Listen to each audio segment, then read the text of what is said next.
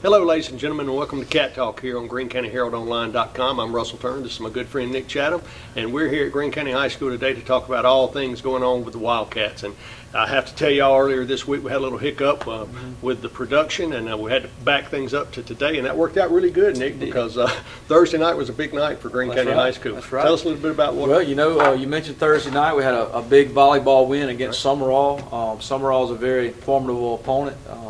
Very good volleyball school, and we took them to 5 sets and beat them. Also, you know, we talked about esports last week with Coach Jamil, right, and we had our first esports tournament last night. And I'm here to tell you the Wildcats are 4-0. We're going to talk to one of those esports stars here in just a minute. The first 4-sport star at Greene County High School. Mr. Connor West, we're going to have him on later, so we're looking forward to that as well. Coach King's going to be on with us. We're going to talk a little bit about last week's exciting game and how that played out, and look forward to tonight's big matchup with Perry Central. So we'll be back in just a second. We'll have those guys on. Stay with us. The mission of Greene County Farm Bureau is to provide you with unmatched customer service and attention.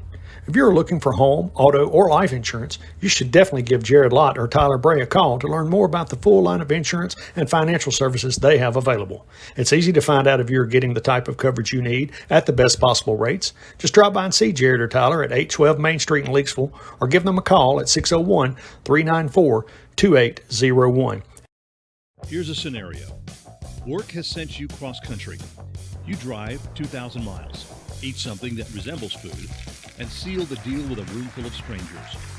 Now you have a big old check, which means you hold in your hands the future of your company. But wait, you have the Singing River Federal app, which means you and thousands of others like you can bank wherever you are. So no more worries, except for whatever you ate. Singing River Federal, the better way to bank, wherever you are. If you've suffered an injury and are seeking justice for that injury, you don't have to leave town to find a personal injury lawyer. You need to call Joe Beard with Beard & Stewart's Attorneys at Law. Hometown lawyers helping hometown folks.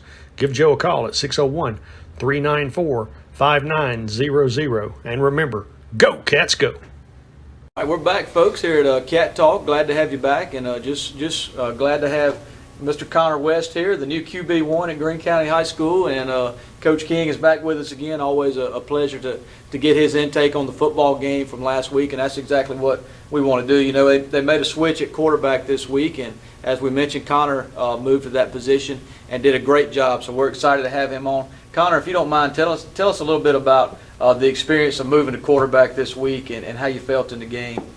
Well, I felt pretty comfortable in the game, knowing that I've learned the offense 2 years ago and doing the same stuff again. Just a little bit of a word change to the play calling, to the names and stuff, but I caught on pretty fast. So good. Apparently so. Yeah. Coach King was telling me that actually you've probably had more snaps in the game than you'd had in preparation all week, and that's just amazing to me. Coach, walk us through. You know, you came out of Hancock and things weren't going real well for you, and talk us a little bit about why you made the change and what came about on that. You know, I think offensively we needed a spark. We needed to be able to figure out a way to get some numbers out of the box, and I've kind of been known as a guy that likes to throw the ball around a little bit, but this year with younger quarterbacks, I was going to try to safeguard them a little bit and keep them from having to win the ball game with their arm. And I think other teams kind of knew that we weren't willing to throw the ball down the field a whole lot, and so they loaded the box on us and made it very tough to move the football consistently against those fronts. And so we said, hey, you know, we've got a guy who had some experience back there a couple years ago. It was coming off an elbow surgery that we felt like he may be confident enough at this point and healed up enough and ready to get out there and maybe throw the ball around a little bit to give us a added dimension to the offense and possibly give us a spark, because there wasn't a lot of things going right offensively until that point. Yeah. Well, it seemed like to me you did get the spark, and it translated all across, you know, the spectrum, because your defense played well. You had a huge special teams play, kickoff return for a touchdown, block punt. So everything just kind of fell into place, and you know, that's something about you. We've talked about that, something about having a senior in those roles, and your seniors stepped up huge all night long on both sides of the ball. Talk to us a little bit about that leadership.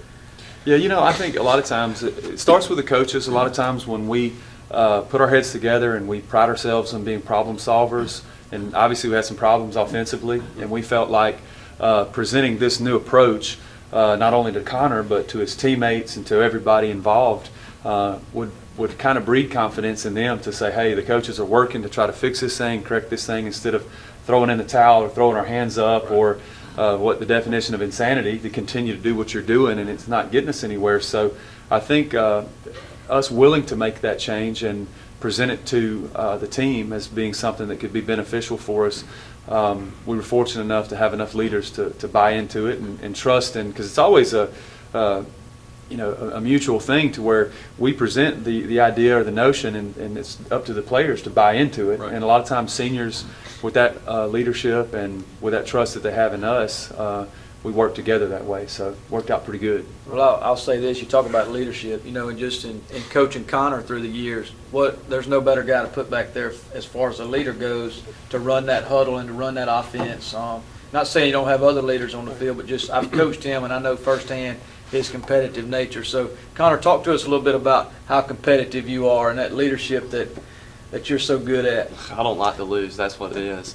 I just hate going out there and not being able to put my best self out there for the team, and so I just like to put my best self out there and try to help the team win in any way I can. So Talk to us a little bit about your elbow surgery and kind of, was there any fear going into throwing a football, thinking about coming off of that? That can't be easy. Oh yes, sir. It's definitely weird because I try to take my time and not like rush back into anything. It was originally a 4 to 5 month recovery rate, but I didn't get done until about 6 or 7 months because I was going to take my time and let it heal out fully so I could start throwing the baseball again. But then I started throwing the football around and it didn't bother me, so I felt pretty good about that. Well, I think that you go down there and St. Martin scores on their first drive, and they had that little feeling, and I was kind of watching to see how the kids would react, and there just seemed to be confidence everywhere. And Connor makes I think it's a 49-yard pass to KJ Miller for a touchdown, and from that point forward, offense was on fire. Defense came on pretty strong too. So talk a little bit about the buy-in. You saw your teammates, the look in their eyes. Oh yes, sir. Well, me going to quarterback, it gives us more threats on the outside too, Right. so and more speed. So it gives us like more options to do, more plays to run with the offense, and I think everybody just liked it more because everybody got to touch the ball some in different ways, Right. and we was able to score some. Good deal. Well, that's the way it looked to me. And let's talk about the game real quick. You jump up on them, and I think at one point early in the third quarter, can't remember exactly what the score was, but it was a pretty good lead. Mm-hmm. And to their credit, they fought back. They found a little kink in our defense, and they fought back to tie the game. And then we go into overtime. So talk a little bit about that. You and I had spoken about it, but. Yeah, the overtime, something that we've, I guess over the last couple of years, been a part of those. So you kind of know what you like, what you don't like. And the main thing is being able to play defense first. We talked about that before. That's one of those non-negotiables in football. If you get the option, you always play defense so that you can see what you need. And so winning the toss, we chose to go defense first, and knowing that even if they scored, we would still have the opportunity to hopefully to go for two and catch them that way, because at that point they had taken the momentum from us and we were trying to find a way to get it back. So we felt like that'd give us the best opportunity to kind of shut the door on them there with that. So it kind of worked out. When Nick and I talked about it, it's kind of you're on the road. Things hadn't been going great. You had a big lead. You kind of needed to go for the big shot. And Connor scores first on the scores the touchdown on the run play, and then you dial it up on the second one. How he got into the end zone. Well, the first play from, I guess, overtime, our possession, we ran a bootleg pass where Connor rolled out and was able to hit Cam Dunham in the flat. He turned up the field and almost scored himself. I think got down to the one, and Connor was able to sneak the ball in over the goal line the next play.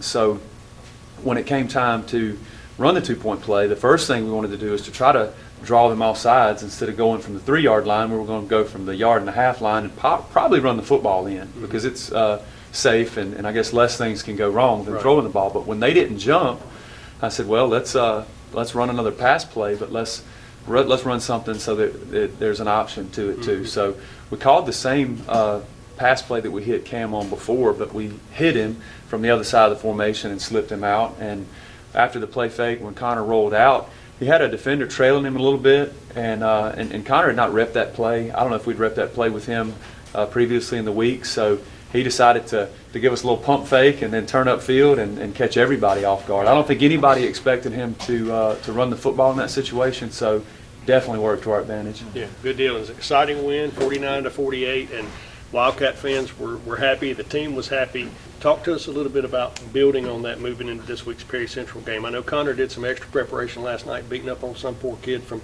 Minnesota in the esports debut. It was awesome. But 2-0, right? Yes, sir. Okay, good deal. But talk to us a little bit about the preparation for this week and what you expect to get out of it. Well, you know, in the conversation we've had so far, just here at the table, we've talked about confidence, you know, and the thing with confidence, we believe it comes from past successes.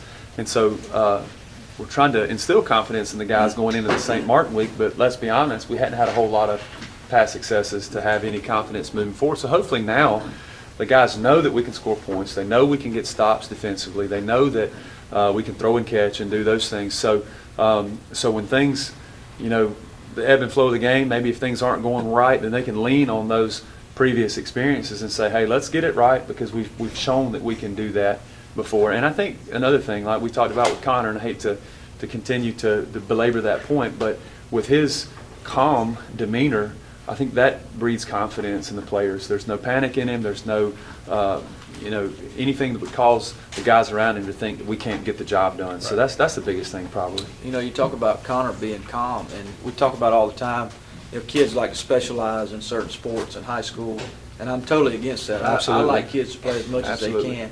And I think that's where his calmness comes from. He plays football in the fall. He plays baseball, or excuse me, basketball in the winter, and he plays baseball in spring. So he's always in that competitive moment, and he's had those successes. Right. He's had those failures, and those successes and failures in basketball translate into baseball, and those successes and failures in baseball translate into football. So I think it's a great thing, again, to have him at the helm, and we appreciate all he does for us. Absolutely, and it was a big game for Connor, but you know we certainly can't forget KJ Miller lit it up all night long. Had a big night. Keenan Franks had a big night, almost a little over 100 yards total yards. Special teams came up big. You had Nick Wilson with a big important block kick. Delaris with the 99-yard touchdown, and I mean, so everything just kind of clicked. Go ahead. Well, I was asking Coach King. You know, he kind of alluded to this, but the move to put Connor at quarterback wasn't the only move that happened when you did that. There were other moves that you had in mind. You know, you mentioned Keenan, being able to have him out there. Talk about that a little bit. You know, we used him kind of in a Wildcat package too, in short yardage situations to where we could snap it to him directly and let him run. But we also moved him to a slot position to where we could motion him in the backfield and hand him the ball. So he had several touches and over 100 yards. So kind of like Connor talked about earlier, it made us more, I guess, multi-dimensional would be the word, so that we were able to distribute the ball and get it to different players and get them in space. So that was really big for us.